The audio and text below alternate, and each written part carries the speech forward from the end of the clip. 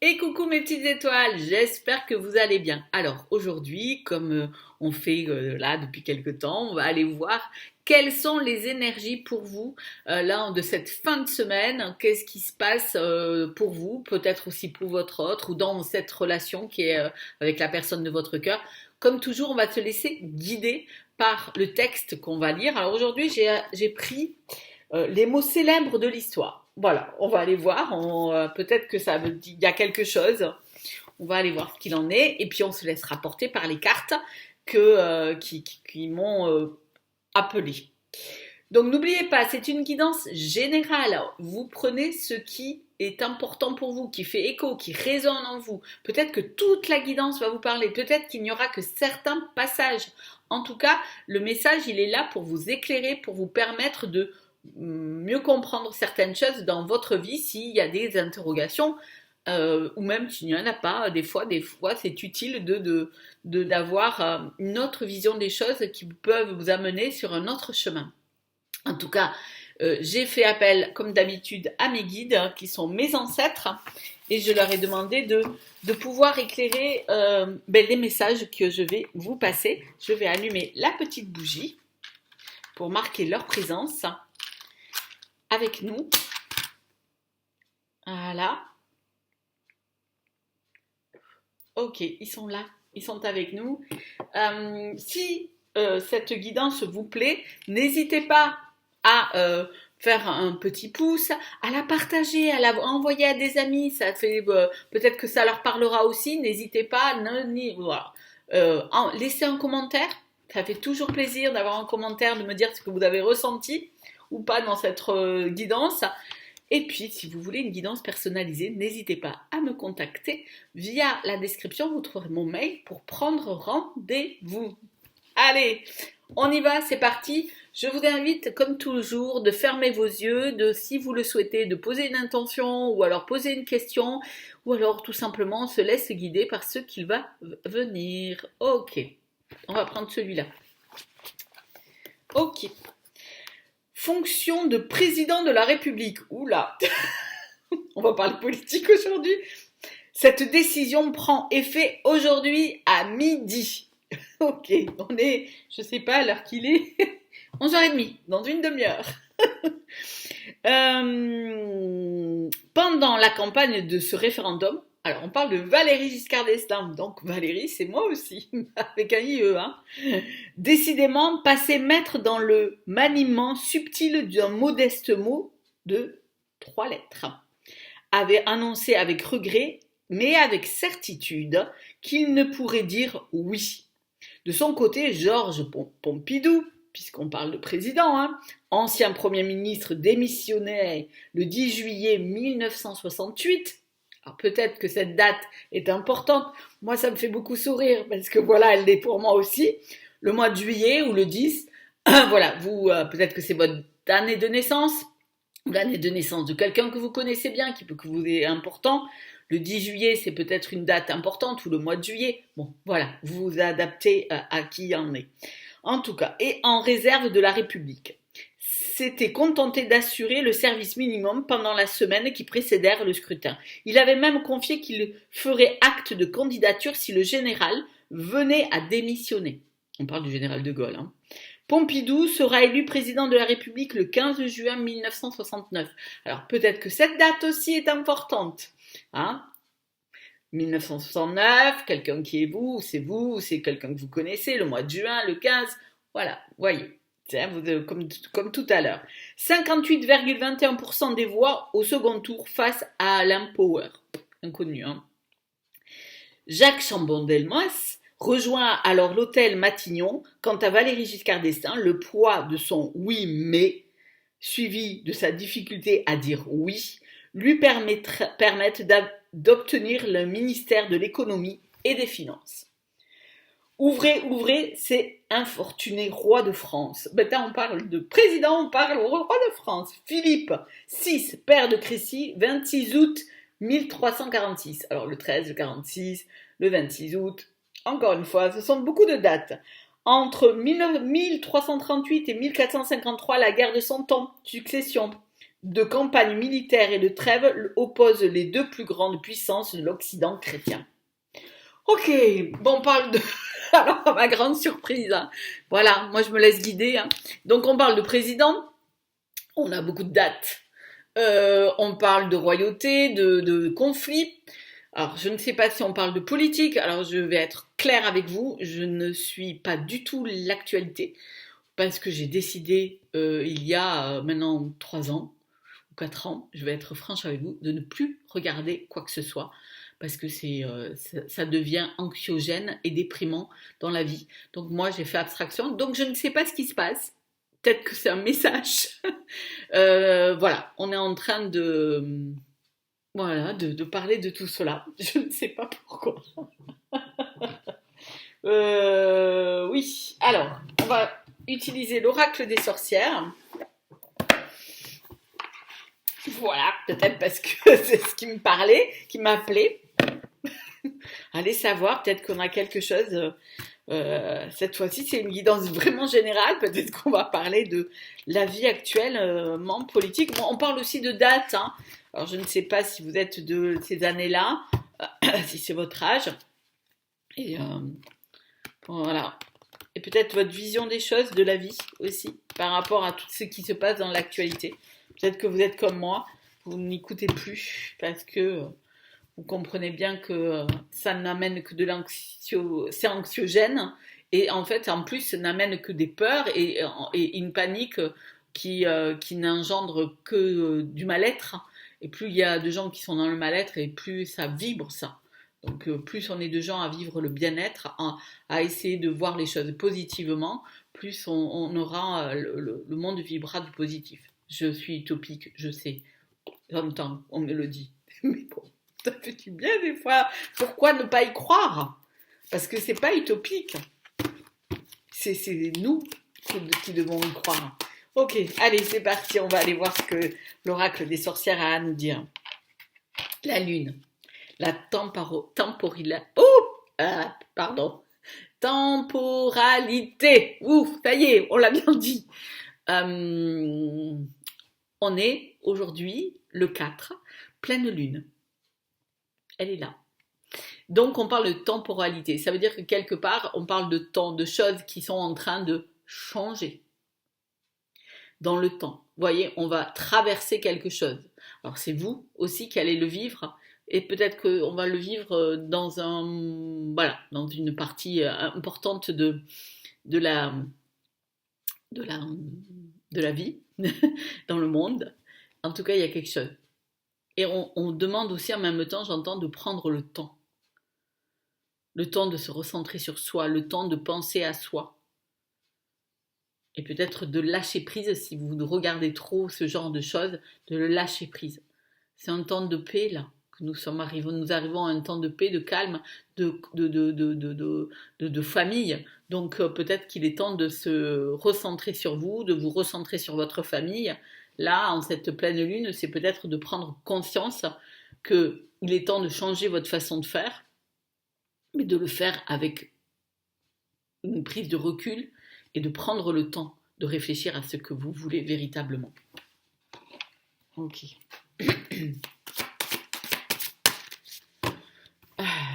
J'entends 68.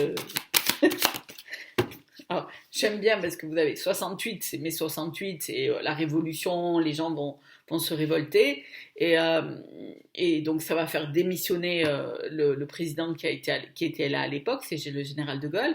Et en même temps, j'entends 69 anéotiques. Donc, voilà, vous savez, on est en train de changer d'énergie, en fait. Voilà. Et 68 était une année de combativité, de choses qui ont fait que... Et 69 a été une année plus d'amour, hein, malgré tout. Voilà. Peut-être que c'est dans ce sens qu'il faut prendre les choses. Après, vous les prenez, hein, vous écoutez tout simplement. Ici, c'est l'étoile aux 6 branches. L'unification. Regardez. L'unification entre le masculin et le féminin. Le masculin, c'est le soleil et le féminin, c'est la lune. Ça veut dire l'unification, unir nos forces, retrouver l'équilibre. Ok. Vous allez me parler, je vois que c'est l'étoile de David, hein. Ça ressemble à l'étoile de David. Hmm,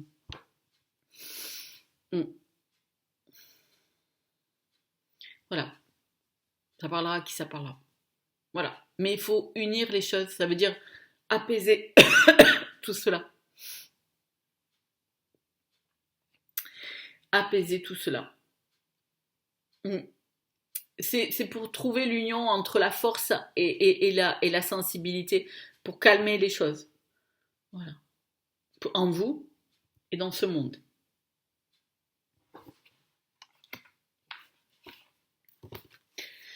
Moi qui n'aime pas parler politique. Voilà. Ok. Ouais. La famille, les alliés. Euh,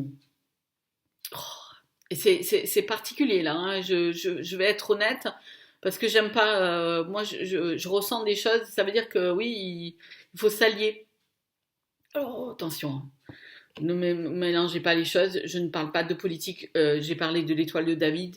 C'est pas s'allier contre l'étoile de David ou les choses comme ça. Attention, stop.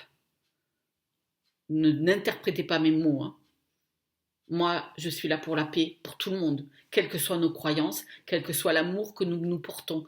La famille, c'est s'allier à notre propre famille, à nos amis, quelles que soient nos croyances, quelle que soit, c'est l'allié, c'est la famille, c'est l'humanité. Voilà, c'est important pour moi là. Je vous le dis honnêtement, c'est ça. C'est pas, je ne stigmatise pas personne, surtout pas. C'est extrêmement important pour moi. Je crois que nous sommes libres de pouvoir croire en tout ce que nous voulons croire, chacun de nous. Nous sommes libres de foi, même si certaines personnes parlent par rapport à des croyances, à imposer leurs croyances, ça n'a aucune valeur. Ces gens-là ne sont pas des vrais croyants. Un vrai croyant n'impose pas sa religion. Voilà. Donc, alliez-vous à votre famille d'âme, alliez-vous à vos convictions, alliez-vous à ce qui est important pour vous. Et faites abstraction, s'il le faut, de ce que certaines personnes véhiculent comme moi j'entends le mot haine, contre certaines personnes. Arrêtez. Parce que nous sommes tous des êtres humains. Tous. Avec nos qualités, nos défauts, nos croyances aussi, nos là, tous. Donc on n'a pas à juger les gens selon leurs croyances, on n'a pas à juger leur... Alors si, je sais que le monde actuel nous y amène et nous force à faire ça, mais prenez le recul nécessaire pour vraiment regarder autrement. C'est le cône du pouvoir. Ça veut dire que quelque part, vous avez ce pouvoir de ne pas vous laisser influencer par toutes ces choses qui sont là actuellement, qui nous font peur, qui nous met dans une... Vous avez l'énergie de changer les choses. Nous avons tous cette énergie-là. Alors même si nous sommes tout petits dans ce monde, nous avons l'énergie de pouvoir apporter quelque chose de fort. Voilà. Nous avons, quelles que soient nos croyances, quelles que soient nos visions de choses, nous pouvons avoir une énergie positive qui amène que nous pouvons nous tous nous allier. Parce que nous sommes tous de la même famille, nous sommes tous des humains. N'oubliez pas ce mot-là, c'est important.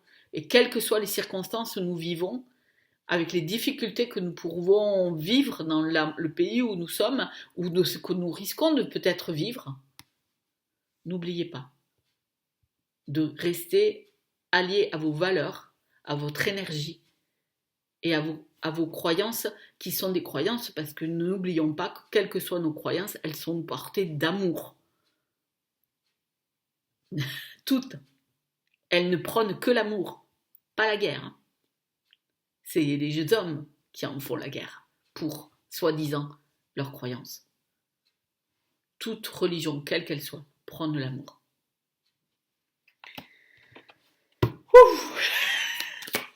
Je ne pensais pas que j'allais aller là sur ce terrain-là, mais bon, c'est comme ça. Donc il y en a 4 qui sont tombés.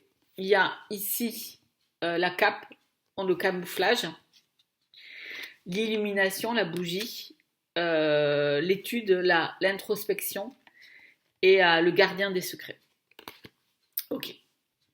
On va prendre ici. Ne pensez pas que quand je vous dis de faire abstraction à ce qui se passe dans ce monde, c'est vous camoufler pour ne pas voir les choses. Parce que souvent les gens vont vous dire ça, oui, mais tu te tiens pas au courant, tu te camoufles, tu fais l'autruche, c'est le mot qui vient. Non, le camouflage, hein, c'est juste que ça vous aide à vous raligner dans vous, en vous. Et c'est peut-être même très utile, quelque part, parce qu'ici vous avez un renard, le renard il est malin. Il fait attention, il est prudent. Et c'est utile pour vous parce que vous avez le bâton de la sagesse qui est je prends le recul nécessaire de pouvoir regarder les choses avec un œil complètement différent parce que moi je me recentre et je ne me laisse pas envahir par ce brouhaha de négatif. Donc je ne me camoufle pas, je ne me protège pas, je ne fais juste que me raligner pour pouvoir aborder les choses avec plus de clarté et plus d'humanité. Parce que la colère de certains engendre la colère des autres. Et donc, de colère à colère, on ne fait que tourner en rond. Alors, c'est le corbeau qui vient tourner en rond, voyez. C'est une spirale infernale. Le corbeau est souvent notifié comme un oiseau de mauvais augure. Mais ça n'est pas un. C'est le gardien des secrets. C'est celui qui va être un messager qui va pouvoir enlever tous les secrets. Les secrets de ce que on ne veut pas nous dire, qu'on ne nous montre pas en vous. Et vous êtes capable, vous, de peut-être, en visualisant autrement les choses, de voir les choses qui ne sont pas dites véritablement. De prendre conscience de ce qu'il en est.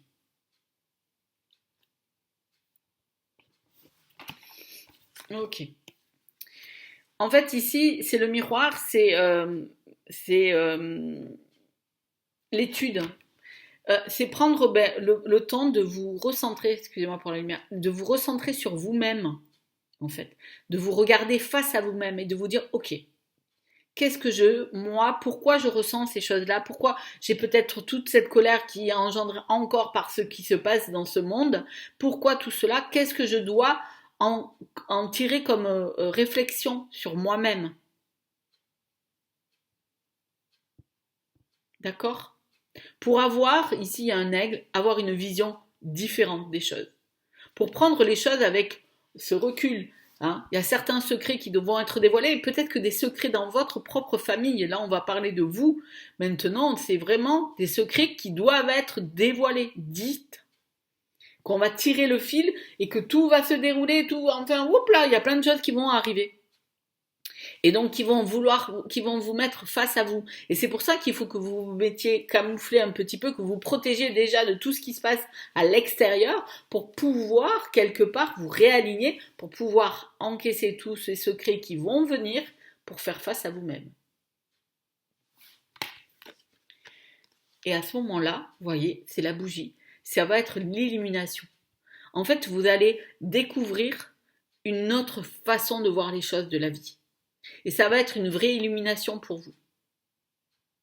Parce que vous allez voir la lumière qui est en vous, que vous avez l'impression que depuis un certain temps, elle a été mise enfoncée et vous étiez plus dans la tristesse et dans la peur et dans l'angoisse avec déjà tout ce qui se passait. Mais là, en fait, en faisant ce que je vous dis, pas en vous cachant, mais en prenant du recul nécessaire pour réaligner vos chakras, pour vous sentir prêt là, pour pouvoir en même temps dévoiler tous ces secrets qui vont vous faire mettre face à vous-même et pouvoir comprendre ce qui est important, votre propre lumière. Et pouvoir avancer dans votre propre lumière. Allez, on fait une dernière. Parce que voilà, ouais. Vous voyez, c'est vraiment, je vous invite à faire une initiation, il y a marqué initiation, c'est vraiment de réaligner vos chakras, de vous sentir bien dans vous-même, hein, de pouvoir avoir l'esprit clair, de pouvoir en même temps redonner, de parler, comment dire, d'exprimer qui vous êtes, d'écouter votre cœur, de vous ouvrir à l'amour et aux choses, de faire, de digérer, je dirais, certaines choses qui sont à digérer et de vous enraciner dans la vie, là, maintenant, au présent, et arrêter d'être dans le futur, dans ce qui pourrait peut-être arriver. Ce n'est pas arrivé encore. Peut-être que ça n'arrivera pas. Donc, parce que nous sommes tout le temps en train de prévoir, de voir ce qui va arriver et toujours dans le négatif. Pourquoi ce ne serait pas du positif? Et peut-être que tout simplement le mot, le message qu'on veut vous donner, même si nous vivons des moments troubles que je ressens par rapport à plein de choses qui vont se passer, dites-vous que le plus important, c'est de vous aligner, de vous recentrer, de vous écouter, vous, d'avoir vos valeurs d'humanité, qui est la plus importante pour avoir la lumière, qui vous permettra d'avancer dans votre vie. Et peut-être que si nous étions plus nombreux comme ça, la vie avancerait vers des choses plus positives. Et c'est ce que moi je souhaite. En tout cas, je le souhaite pour tout ce monde, parce que c'est ça qui est important. Et quelles que soient nos croyances, nous sommes tous des humains qui nous devons nous aimer. Alors je sais, encore une fois, vous allez me dire, ouh Valérie, ben pourquoi? Pourquoi les gens qui sont comme moi sont des utopiques et des fous? Pourquoi c'est pas les autres? Telle est ma question. Eh oui. Ok. Voilà, je souris un peu parce que dans la vie, il faut sourire. J'ai beaucoup de... c'est un peu oppressé. Je pense que vous avez besoin de libérer tout cela et de libérer votre façon de voir les choses. C'est pas parce que tout le monde a peur, en a anxiété, que vous n'avez pas le droit de dire ben, on peut se retrouver maintenant, c'est intéressant de se retrouver et de s'aimer. Et même si on vous prend pour... c'est pas grave, vous l'avez dit. Merci de m'avoir écouté. Je vous fais plein de petits bisous, mes étoiles. Je vous souhaite une bonne journée si c'est le matin, un bon après-midi si vous m'écoutez l'après-midi et une bonne nuit si c'est avant de vous endormir. Je vous dis à très vite.